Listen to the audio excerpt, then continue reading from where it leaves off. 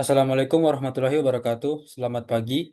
Saya Fikra Mirza Rizky, NRP 507231024 dari kelas A Analisis Data Digital. Di sini saya akan membahas terkait salah satu metode analisis di mana itu adalah Simple Moving Average. Nah, sebelum beranjak lebih jauh, saya akan menjelaskan singkat sedikit terkait Simple Moving Average itu seperti apa. Jadi ini merupakan salah satu metode di mana eh, dilakukan smoothing atau penghalusan pada sebuah signal di mana dengan cara mereplace atau menggantikan poin-poin yang ada pada sinyal tersebut dengan average dari eh, poin tersebut dan juga poin yang ada di sekitarnya. Jadi misal dari tiga data poin ini akan dilakukan average ke tiga poin dan hasilnya itu akan menjadi satu nilai dan satu nilainya itu akan berada di setengah atau dari ketiga poin ini. Misal pada gambar ini untuk gambaran lebih jauh. Jadi di sini akan dibentuk dalam satu window. Jadi perhitungan average-nya dihitung dalam window-nya ini sendiri. Jadi dalam window ini akan dilakukan perhitungan pada sinyal yang warna biru yang sinyal originalnya dilakukan average dan akan menghasilkan satu titik poin dalam bentuk si sinyal warna merah ini. Ini untuk mathematical formulanya. Dan ya, untuk for every point, averaging the last n values to compute the smoothed output. Jadi eh, tiap window ini nanti akan berjalan hingga eh, ujung sinyal ini dan akan dilakukan penjumlahan untuk bisa menghasilkan output berupa sinyal yang eh, sudah dilakukan smoothing ini atau smoothed output.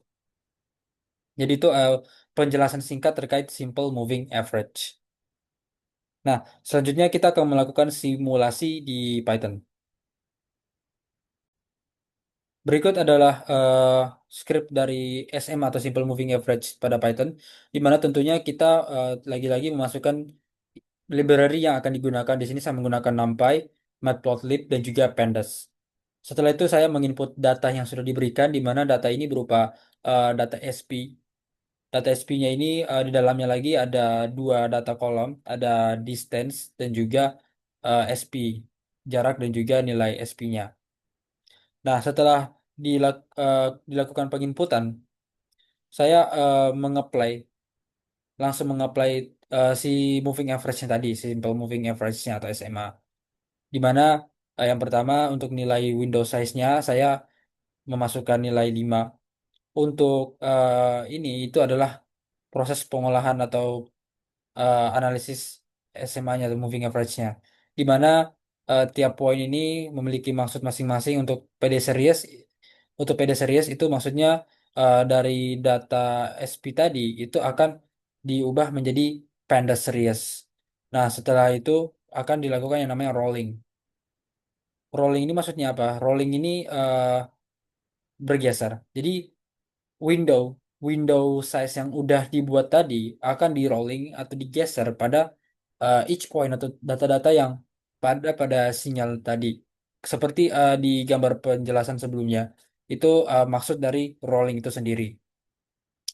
Nah, untuk yang center itu jadi tiap eh, perhitungan average dalam satu window itu datanya akan ditempatkan di tengah. Itu terkait rolling. Nah, mean ini perhitungan average-nya, perhitungan average pada dalam window-nya ini. Kemudian untuk NumPy itu dari series data tadi itu akan diubah menjadi array NumPy untuk dilakukan eh, proses lebih lanjut untuk plottingannya. Nah, setelah kita mengapply si SMA-nya, kita melakukan plot. Jadi di sini saya mengeplot dua grafik, yaitu grafik sebelum dilakukan smoothing dan setelah dilakukan smoothing. Yang pertama sebelum dilakukan untuk V size-nya saya memasukkan 10 kali 4. Kemudian untuk plotnya itu X terhadap SP data dengan warna hitam dan juga untuk labelnya raw SP.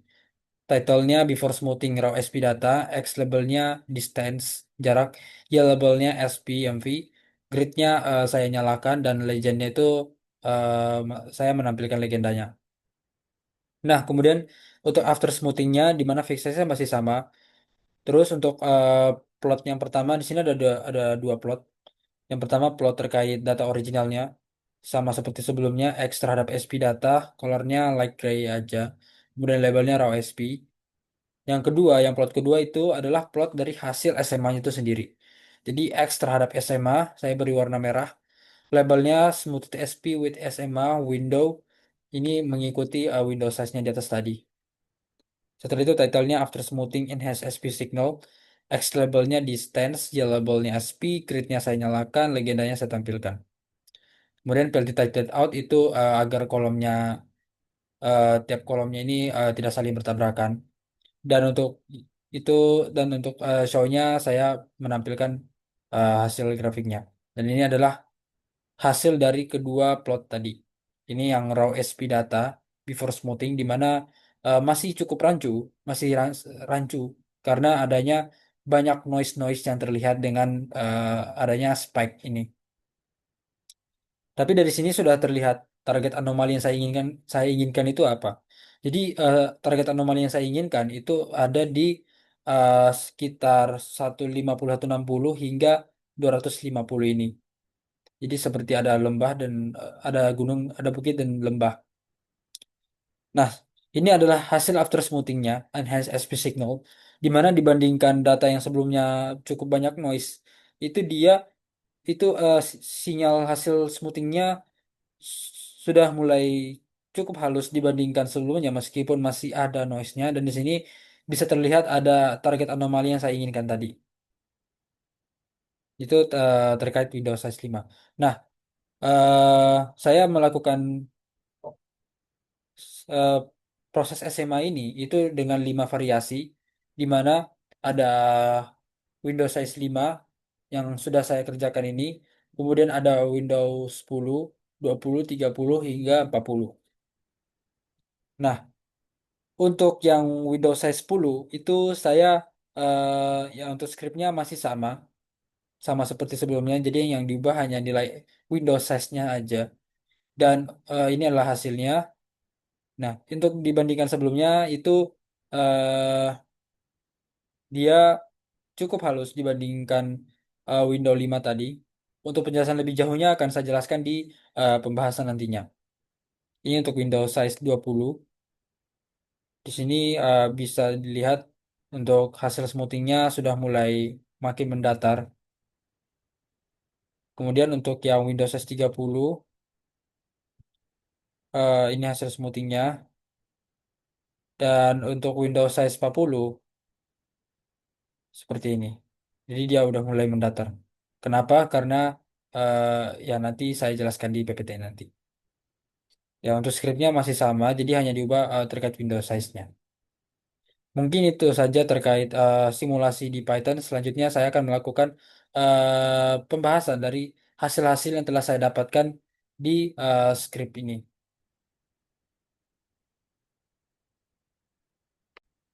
Setelah kita melakukan simulasi SMA di Python, selanjutnya saya akan membahas terkait hasil-hasil yang saya dapatkan di script tadi. Nah, yang pertama di Windows 5, di mana bisa dilihat hasil smoothingnya itu noise-nya masih cukup terlihat meskipun ya sedikit lebih halus dibandingkan sebelumnya ROSP datanya. Untuk bentuknya masih mirip dengan bentuk data asli dan untuk visibilitas anomalinya pada target yang saya inginkan tadi yang 150 hingga 250 itu masih baik untuk dilihat. Itu Windows 5. Kemudian Windows 10 di mana hasil smoothingnya itu noise-nya lebih berkurang dibandingkan Windows 5, lebih halus. Jadi dia eh, jadi ini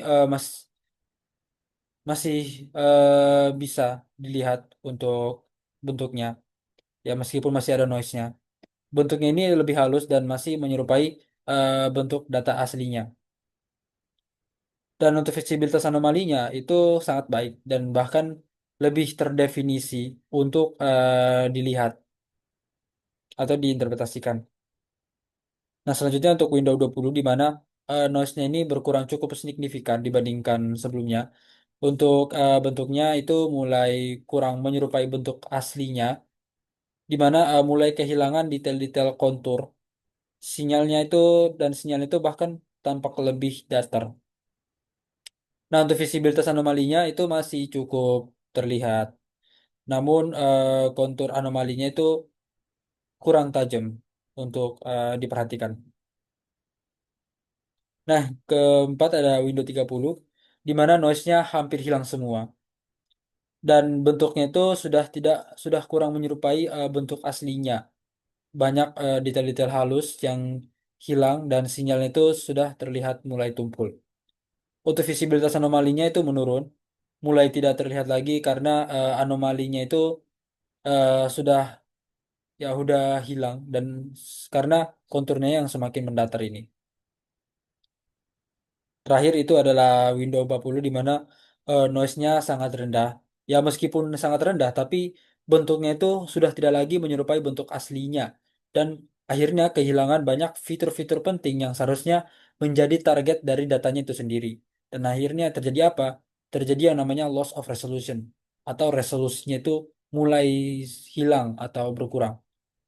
Untuk visibilitas anomalinya sudah tidak terlihat lagi. Dan akhirnya apa? Akhirnya terjadi yang namanya oversmoothing. Jadi kejadian ini namanya oversmoothing atau smoothing yang berlebihan. Nah, di sini dapat disimpulkan bahwa kalau window-nya semakin besar, maka si window-nya ini itu akan mengambil hampir keseluruhan dari datanya itu sendiri.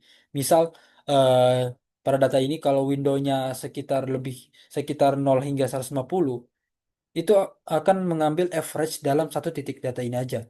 Begitupun seterusnya dan satu data titik poin dan akhirnya jadi apa? Akhirnya eh, hanya membentuk sebuah tren dari satu titik poin ini, titik poin ini, titik poin ini membentuk sebuah garis.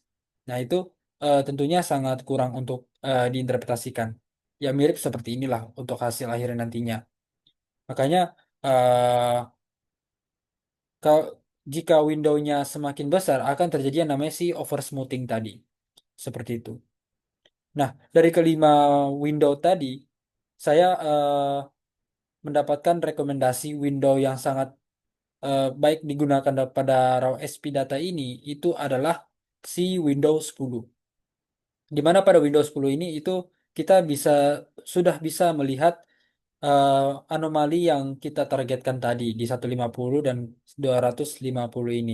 Jadi sangat bisa didefinisikan, sangat bisa diinterpretasikan terkait anomali pada SP datanya. Dan juga bentuk datanya itu lebih halus. Tapi masih bisa menyerupai bentuk data aslinya. Seperti itu. Jadi eh, dari saya sendiri sangat baik menggunakan Windows 10. Nah, kemudian di sini ada trade-off antara proses penghalusan atau smoothing dengan resolusi spasial. Nah, tentunya dengan adanya proses penghalusan smoothing yang semakin besar akan terjadi sebuah trade-off atau eh, timbal balik pada resolusi spasialnya. Jika window yang semakin besar, maka resolusi spasialnya juga akan berpengaruh atau menurun dan akhirnya menurun.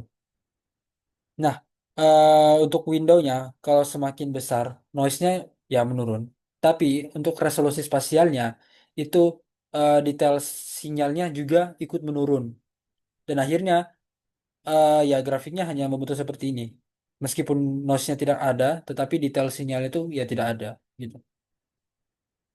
Kemudian untuk trennya, window yang semakin besar itu tren umumnya terlihat jelas. Tetapi ya lagi-lagi kita ingin memperhatikan anomalinya. Karena ya hanya membentuk sebuah tren, akhirnya kita tidak hanya tidak akhirnya kita tidak melihat target anomalinya. Karena apa? Karena tertutup atau hilang oleh si window yang terlalu besar tadi, seperti ini. Akhirnya seperti ini anomalinya tidak ada gitu, targetnya nggak ada. Kemudian terakhir akhirnya kemudian terakhir window yang terlalu besar menimbulkan yang namanya risiko over smoothing atau smoothing yang terlalu berlebihan. Dengan smoothing yang terlalu berlebihan ini terjadilah kehilangan informasi lokal yang seharusnya itu menjadi target yang kita inginkan seperti itu. Ya, sekian dari saya. Terima kasih. Mohon maaf bila ada kesalahan kata ataupun kesalahan teknis yang terjadi. Sekian, wassalamualaikum warahmatullahi wabarakatuh.